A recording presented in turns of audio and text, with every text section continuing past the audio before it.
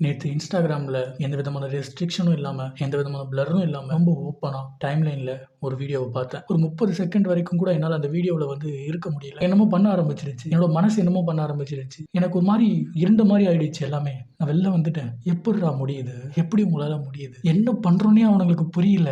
அவனுங்களால நாம் என்ன பண்ணிட்டு இருக்கோன்ற ஒரு தெளிவு இல்லை. ரொம்ப சாதாரணமாக சக மனுஷனை உன்ன மாதிரியே ஒரு மனுஷன், உன்ன மாதிரியான ஒரு மனுஷன்டா அவன். அவனுக்கும் உன்ன மாதிரி ஒரு ஃபேமிலி இருக்கும். அவனுக்கு ஒரு குடும்பம் இருக்கும். அவனுக்கு அப்பா அம்மா இருப்பாங்க. லவ்வர் இருக்கலாம், ஒய்ஃப் இருக்கலாம், குழந்தை இருக்கலாம். இதெல்லாம் விட கொடுமை என்னன்னா, அவனுக்கு எதுக்காக நமக்கு இதெல்லாம் நடக்குதுன்றதே புரியாம அவன் இருக்கான். அவனுக்கு எதுக்கு இதெல்லாம் நடக்குது அப்படின்னு அவனுக்கு சத்தியமா புரிஞ்சிருக்காது. அவனுக்கு ஏன்டா இது நடக்குது?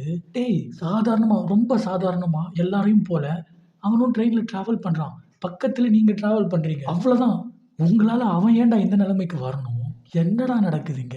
யார்ரா நீங்கலாம்? ஒரு மனுஷன நாம ஒரு விஷயம் பண்ணிட்டுருக்கோம் அப்படின்ற ஒரு புரிதல் இல்லாம, அத பண்ணி கொஞ்சம் கூட குற்ற உணர்ச்சி இல்லாம, ஒரு துளி கூட அவன் மனசு சஞ்சலப்படல. எதுக்குமே ஆகல. அவன் அஃபெக்ட்டே ஆகல. அங்க இருந்தவனுக்கு அஃபெக்ட் ஆகல. இதுல ஒருத்தன் வேற, "மச்சான் குடு நான் ஒரு வாட்டி பண்ணிக்கிறேன்" அப்படின்னு சொல்லிட்டு அசால்ட்டா கேட்டு வரான். அவனுக்கும் தோணல. அவன் அவன் ஓரமா இருக்கான். இவனுங்க 2 பேரும் ஏதோ ஒண்ணு பண்ணிட்டு இருக்கானுங்க ஒருத்தன போட்டு அப்படின்னா, அவன் அத தடுக்கணும். இல்லாட்டி அது ஏன் நடக்குது? அதால அவனும் அஃபெக்ட் ஆகல. அவன் ஆசையா கேட்குறான். "ஹேய்!